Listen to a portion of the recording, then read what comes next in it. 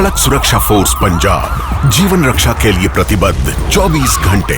मात्र 1 साल में सड़क दुर्घटना में होने वाली मृत्यु में लगभग 50% की कमी। कुछ समय पहला मेरे भरा ਦਾ ਐਕਸੀਡੈਂਟ ਹੋਇਆ ਸੀ। ਸੜਕ ਸੁਰੱਖਿਆ ਫੋਰਸ ਨੂੰ ਕਾਲ ਕੀਤਾ 112 ਨੰਬਰ ਤੇ। ਵਿਦਿਨ 5 ਮਿੰਟਾਂ ਦੇ ਵਿੱਚ ਇਹਨਾਂ ਨੇ ਆ ਕੇ ਮੇਰੇ ਭਰਾ ਦੀ ਜਾਨ ਬਚਾਈ। ਜੇ ਉਹ ਨਾ ਮੈਨੂੰ ਉੱਥੋਂ ਚੱਕਦੇ ਤਾਂ ਹੋ ਸਕਦਾ ਸੀ ਮੇਰੀ मौत हो जाती।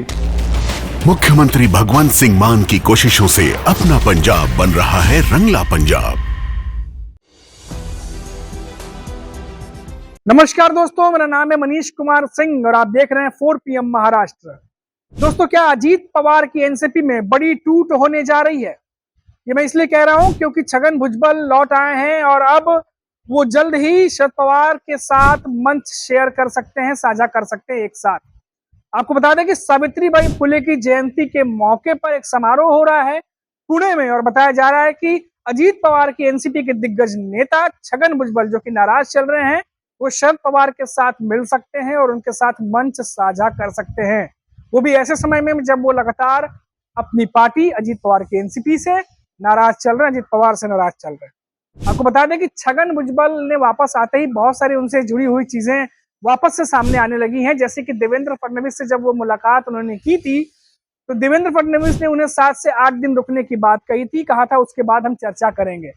ये बात अब सामने आने लगी है। उसके बाद देखिए कि बहुत सारे नेता ये दावा कर रहे थे, जो खबर आ रही थी कि छगन भुजबल को मंत्रिमंडल में जगह दिया जाएगा, लेकिन उनके सहयोगी जो धनंजय मुंडे हैं उनको हटाया जाएगा। जिसके बाद छगन भुजबल की तरफ से ये कहा जा रहा है कि वो किसी को हटा करके उन्हें पद नहीं चाहिए।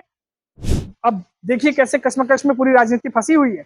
और आपको पता है कि छगन भुजबल नाराज थे क्योंकि एक दिग्गज नेता हैं, बड़े नेता हैं और मंत्रिमंडल में उनके नाम होने चाहिए था, ऐसा उन्हें लगता है। तमाम नेता उनके सपोर्टर वो मांग रहे थे, लेकिन उनका नाम नहीं डाला गया, जिससे छगन भुजबल काफी ज्यादा नाराज हो गए।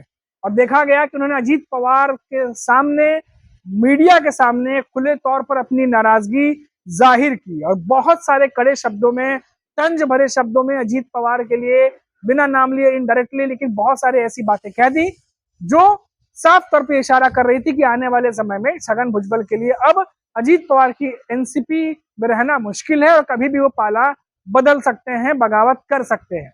और उसके बाद देखा गया कि छगन भुजबल जो है वो देवेंद्र फडणवीस से मुलाकात करने पहुंचे, जहां देवेंद्र फडणवीस से मुलाकात करने के बाद ये अटकलें तेज हो गई कि क्या छगन भुजबल बीजेपी ज्वाइन करने जा रहे हैं। अब ऐसे में छगन भुजबल, उसके बाद देखा गया कि कुछ समय के लिए ब्रेक ले लिया था उन्होंने, और जब वापस आए हैं तो अब खबर ये है कि पुणे में जो समारोह मैंने आपको बताया, इस समारोह में शामिल होंगे और शरद पवार के साथ में मंच भी शेयर कर सकते हैं। ऐसी खबरें निकल के सामने आ रही है और ऐसा होता है तो महाराष्ट्र की सियासत में एक नई तस्वीर देखने को मिलेगी, क्योंकि दोनों एनसीपी अलग अलग है। आपको पता है शरद पवार की एनसीपी 2 धड़ों में, 2 हिस्सों में बंट गई थी, जिसके बाद विधायक भी अजीत पवार के साथ चले गए थे और एनसीपी का जो चुनाव चिन्ह घड़ी है वो भी अजीत पवार को मिल गया था और शरद पवार के पास रह गए थे कुछ विधायक और नया चुनाव चिन्ह उन्हें दिया गया। तो इसके बाद अब महाराष्ट्र की सियासत में क्या कुछ बदलाव होगा, ये तो अभी पुणे में होने वाले समारोह के बाद पता चल ही जाएगा, क्योंकि छगन भुजबल लौट आए हैं तो दोबारा से अपनी बातें वो रखेंगे मीडिया के सामने। और साथ ही साथ देवेंद्र फडणवीस अब अगर छगन भुजबल से मिलते हैं या उनकी बात होती है तो उनके लिए क्या रास्ता निकालेंगे, क्योंकि मंत्रिमंडल में शामिल करने के लिए जिन मंत्री को हटाने की बात की जा रही है, छगन भुजबल उस सपोर्ट में नहीं है।